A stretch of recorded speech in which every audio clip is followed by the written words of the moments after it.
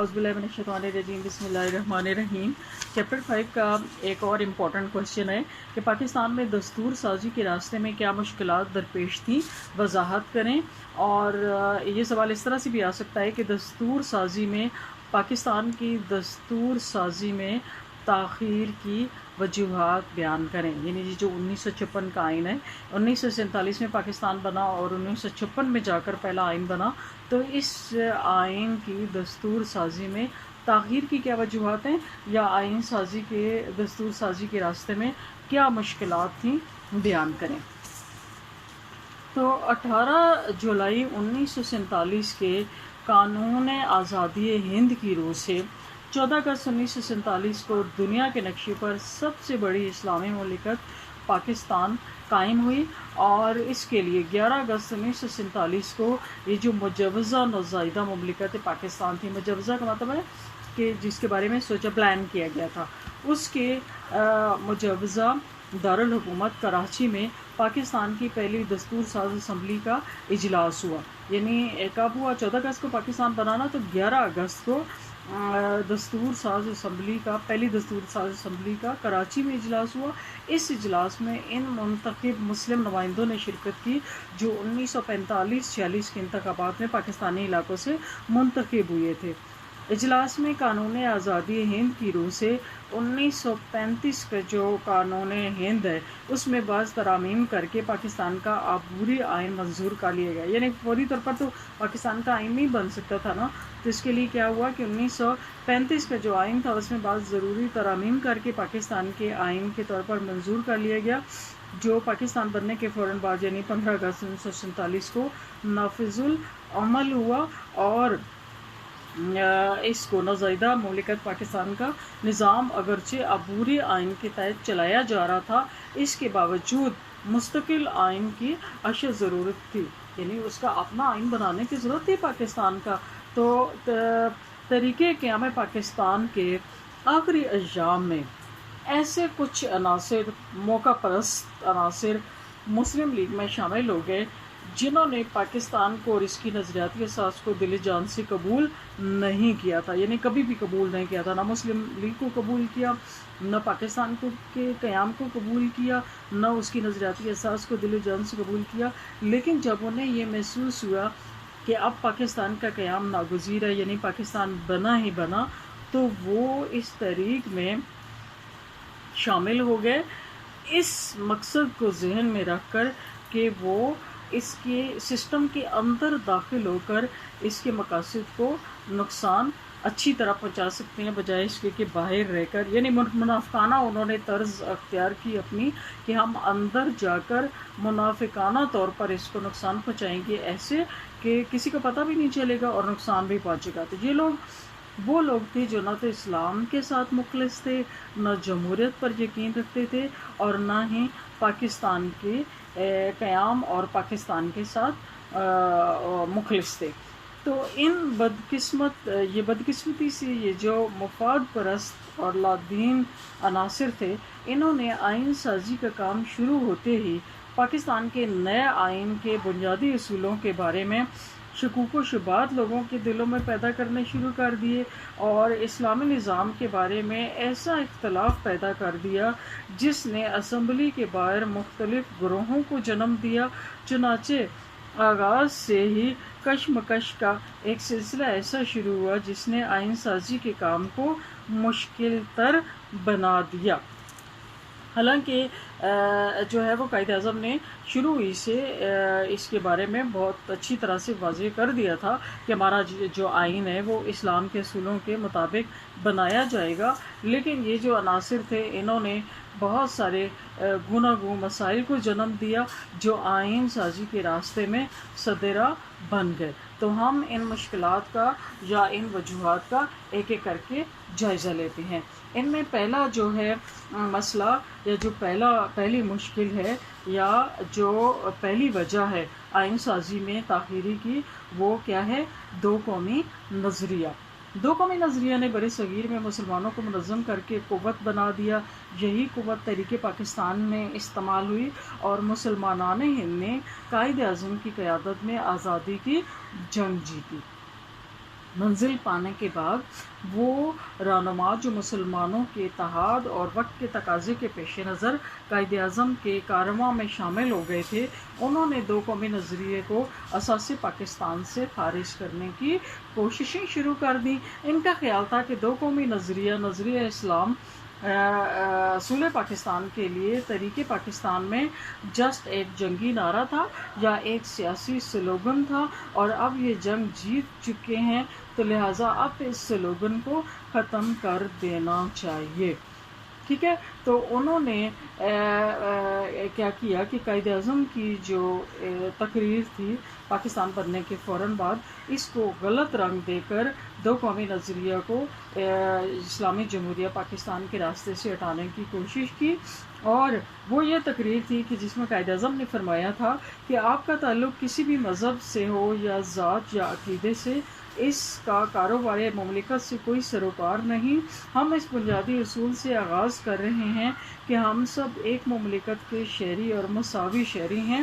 میرے خیال میں اب ہمیں اس بات کو بطور نصب العین پیش نظر رکھنا چاہیے، اور وقت گزرنے پر آپ دیکھیں گے کہ ہندو ہندو نہیں رہیں گے اور مسلمان مسلمان نہیں رہیں گے، مذہبی لحاظ سے نہیں، کیونکہ وہ ہر فرد کا ذاتی عقیدہ ہے، بلکہ مملکت کے شہریوں کے طور پر سیاسی لحاظ سے۔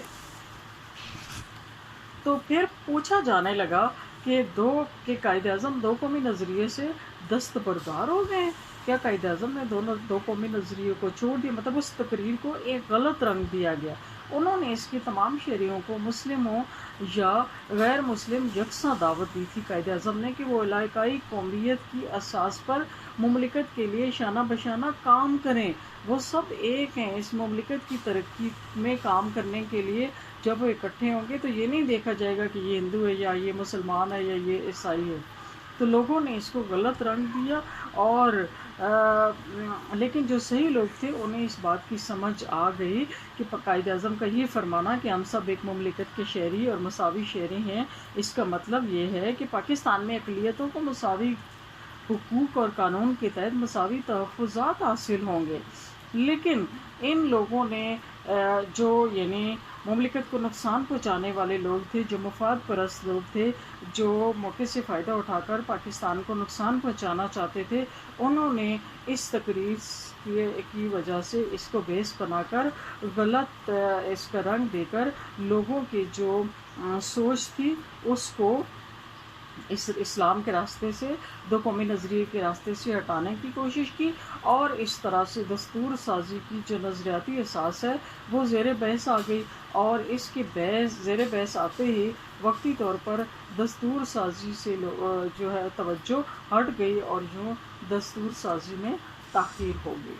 نمبر 2 ہے جی، دوسرا پوائنٹ، تحریک پاکستان میں مذہبی جماعتوں کا کردار۔ تحریک پاکستان میں مذہبی جماعتوں نے نہ صرف مسلمانوں کی سیاسی جماعت مسلم لیگ کی مخالفت کی تھی، کچھ نام نہاد جو مذہبی جماعتیں تھیں، انہوں نے نہ صرف مسلم لیگ کی مخالفت کی تھی بلکہ کانگریس کی حمایت کر کے دو قومی نظریے پر کاری ضرب لگائی تھی، اور ان مذہبی جماعتوں کا سیاسی نظریہ یہ تھا کہ قومیں وطن سے بنتی ہیں، متحدہ قومیت سے ہی آزادی کی جنگ جیتی جا سکتی ہے، جبکہ سر سید احمد خان نے مسلمانوں کو ایک الگ قوم قرار دے کر کانگریس کی متحدہ قومیت کی چال سے بچنے کی تلقین کی، اور اس طرح سے قائد اعظم جو تھے وہ مسلمانوں کو ایک جھنڈے تلے جمع کر کے انہوں نے 14 اگست 1947 کو آخرکار اپنی منزل کو پا لیا۔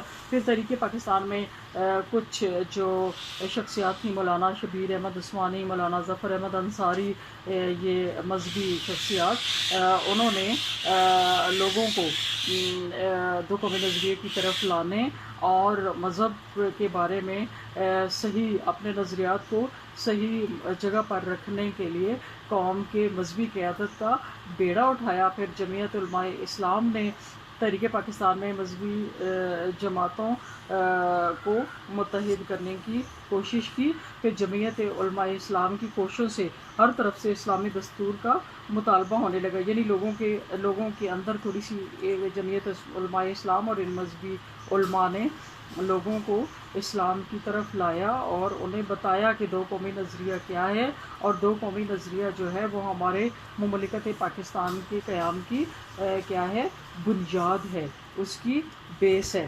تو انہوں نے لوگوں کی ذہنوں میں یہ بات ڈالی، اور لیکن پھر بھی جو وہ لوگ کہ جو اسلام کے مخالف تھے، انہوں نے بہت حد تک لوگوں کو نظریہ پاکستان سے دور کیا، جس کی وجہ سے وہ کشمکش ایسی شروع ہو گئی مذہب سے ہٹانے اور مذہب کی طرف لانے کی، کہ آئین سازی کا معاملہ جو تھا وہ پھر دور دور تک ہی جاتا ہوا نظر آتا رہا۔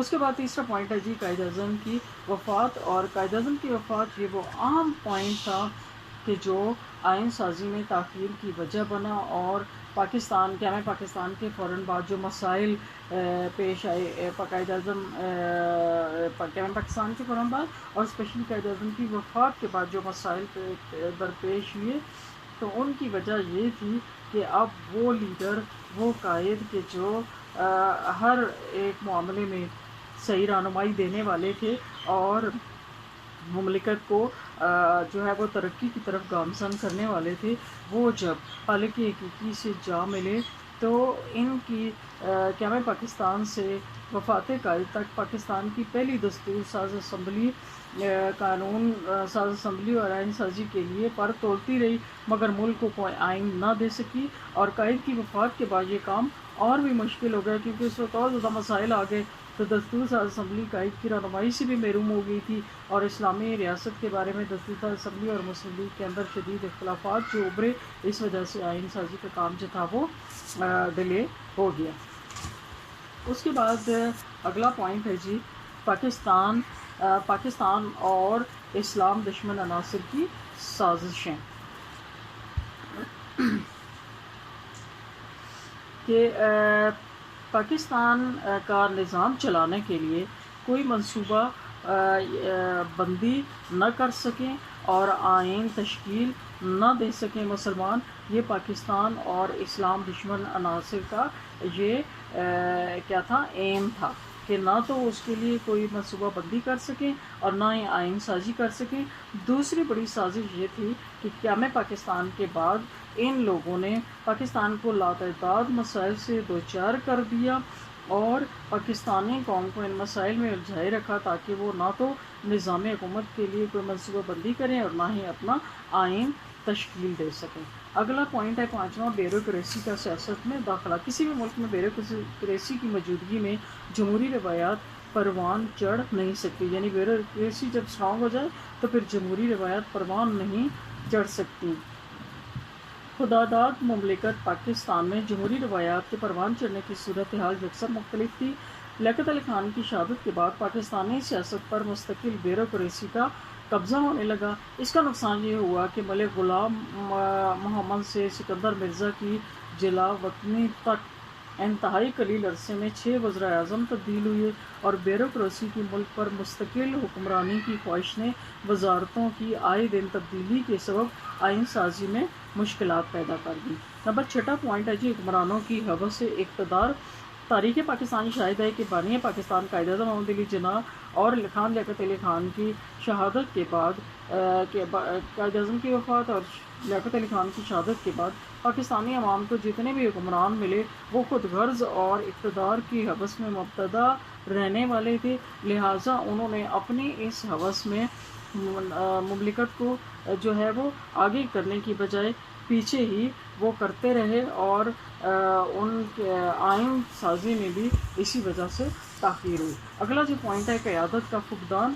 پاکستانی عوام کی بدقسمتی یہ تھی کہ بظاہر حکمرانوں نے ان کی فلاح و قیادت کا دم بھرنے کا عزم کیا تھا، لیکن حقیقت میں وہ اقتدار کے بھوکے تھے، اور اسی وجہ سے پاکستان کو صحیح اور رہنما قیادت جب نہ ملی تو پھر جہاں اور مسائل پیدا ہو گئے وہاں پہ آئین سازی کے کام میں بھی تاخیر ہو گئی۔ اگلا پوائنٹ ہے غیر تعلیم یافتہ سیاستدانوں کی کثرت۔ پاکستان کی پہلی دستور ساز اسمبلی کے ممبروں کی اکثریت تعلیم سے ناشنا تھی۔ یہی وجہ تھی کہ انہوں نے تعلیم یافتہ اور مفاد پرست جو اقتدار تھا اس کو طول دینے والے حکمرانوں کے ساتھ تعاون کیا، ان کی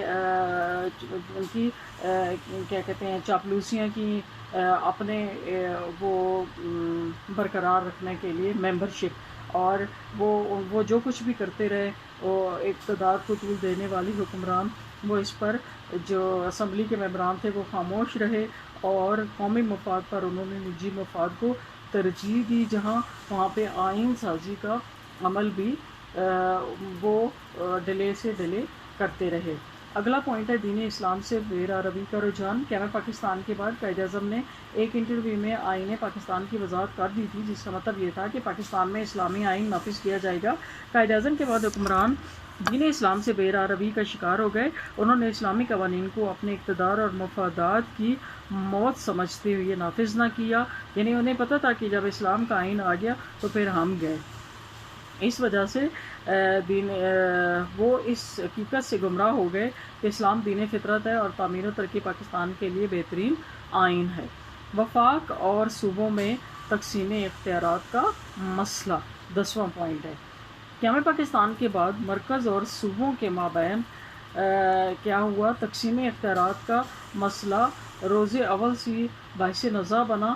قیادت کے فقدان نے سالہ سال مرکزی قانون ساز ادارے، ایوان بالا، ایوان زیریں کے اختیارات و نمائندگی کا تعین اور صوبوں کی خدمتداری کے حدود جیسے بنیادی اور پیچیدہ مسائل حل نہ ہونے دیے، جس سے آئین سازی میں بھی تاخیر ہوتی گئی۔ اگلا پوائنٹ ہے نظام حکومت کے تعین کا تنازع۔ برصغیر میں انگریز عہد حکومت کے دوران پارلیمانی نظام رائج رہا اور صدارتی نظام کا کبھی تجربہ نہ تھا۔ قیام پاکستان کے بعد پاکستان کو ورثے میں پارلیمانی نظام ملا، جبکہ آئین پاکستان میں صدارتی اور پارلیمانی نظام حکومت کے قیام کی نہ ختم ہونے والی ایسی بحث چل نکلی کہ جس نے آئین سازی میں بھی تاخیر کر دی۔ نمبر 12واں پوائنٹ ہے لسانی اختلافات و نزاع۔ قیام پاکستان کے بعد عام خیال یہی تھا کہ پاکستان کی قومی زبان اردو ہی ہوگی، مگر 1948 کے شروع میں ہی اس مسئلے نے صوبہ پرستی کا روپ دھار لیا۔ اس موقع پر قائد اعظم کی ولولہ انگیز قیادت نے وقتی طور پر یہ مسئلہ دبا دیا، مگر ان کی وفات کے بعد پھر یہ مسئلہ دوبارہ اس نے سر اٹھایا اور آئین پاکستان کی تاخیر کا یہ سبب بن گیا۔ اگلا ہے 13واں پوائنٹ صوبائی و گروہی تنازعات۔ قیام پاکستان کے ساتھ ہی تقسیم اختیارات کے مسائل کے سبب صوبائی اور گروہی تنازع پیدا ہو چکے تھے۔ ان تنازعات کے حل کے لیے مرکزی کابینہ میں مختلف اکائیوں کی مساوی نمائندگی اور ایوان بالا اور ایوان زیریں میں اختیارات کا توازن ناگزیر تھا، جو کہ نہ تو وہ توازن بنا اور اسی کی وجہ سے پھر آئین میں بھی تاخیر ہوئی۔ نمبر 14 پوائنٹ ہے طریقہ انتخابات کا تعین۔ پاکستان مسلمانوں کی کاوشوں سے برصغیر میں جداگانہ طریقہ انتخاب رائج ہوا، جو قیام پاکستان تک برقرار رہا۔ قیام پاکستان کے بعد 23 مارچ 1956 کو نافذ ہونے والے پاکستان کے پہلے آئین میں طریقہ انتخابات کا مسئلہ حل نہ کیا گیا، یعنی اس کو واضح طور پر بتایا نہیں گیا۔ چنانچہ 1970 کے انتخابات میں مشرقی پاکستان میں مخلوط اور مغربی پاکستان میں جداگانہ طرز انتخابات تسلیم کیا گیا، جو سالمیت پاکستان کا شیرازہ بکھیر گیا، اور اس کی وجہ سے آئین سازی میں بھی تاخیر نہ صرف ہوئی بلکہ وہ جو آئین تھا وہ کیا ہوا؟ ختم ہی ہو گیا۔ اقلیتوں کے حقوق کی حفاظت کا مسئلہ۔ قیام پاکستان کے بعد غیر مسلم اقلیتوں نے اپنے حقوق کے تحفظ کے لیے آئین سازی میں تاخیری حربی استعمال کرنے کے لیے شکوک و شبہات کا اظہار کرنا شروع کر دیا۔ اگلا ہے 16واں پوائنٹ دستور ساز اسمبلی کی تنسیخ۔ 11 ستمبر 1954 کو وزیر اعظم محمد علی بوگرا نے ایک قرارداد کے ذریعے گورنر جنرل کو اسمبلی توڑنے کے اختیارات سے محروم کر دینے کی کوشش کی۔ اس پر گورنر جنرل ملک غلام محمد نے اکتوبر 1954 میں غیر جمہوری اقدام کے ذریعے دستور ساز اسمبلی توڑ دی۔ گورنر جنرل نے اسمبلی اس وقت برطرف کی جب تقریباً آئین تیار ہو چکا تھا اور اسمبلی میں پیش کیا جانا باقی رہ گیا تھا۔ चुनाचे इसकी तनसीख से फिर आइन साजी के काम में रुकावट हो गई। उसके बाद अगला पॉइंट है जमहूरी रवायात का फुकदान। क्या पाकिस्तान के बाद पहले आम इंतखाबात दिसंबर 1970 में हुए किसी भी मुल्क में जमहूरी इस्तेकाम के लिए वक्तन फ़वक्तन इंतखाबात का इनकाद नागुज़ीर था। पाकिस्तान में वक्तन फ़वक्तन इंतखाबात के इनकाद न होने की सबब जमहूरी रवायात का फुकदान रहा। यानी 1947 के बाद 70 में पहली दफ़ा इतना दरमियान में टाइम गुजर गया। जमहूरी रवायात के फुकदान के बायस आवाम को बेहतरीन रहनुमा न मिले और ना ही बेहतरीन कोई आइन साजी करने वाले। यही वजह थी कि पाकिस्तान का जो आइन था वो बनने में ताख़ीर हुई। ठीक है।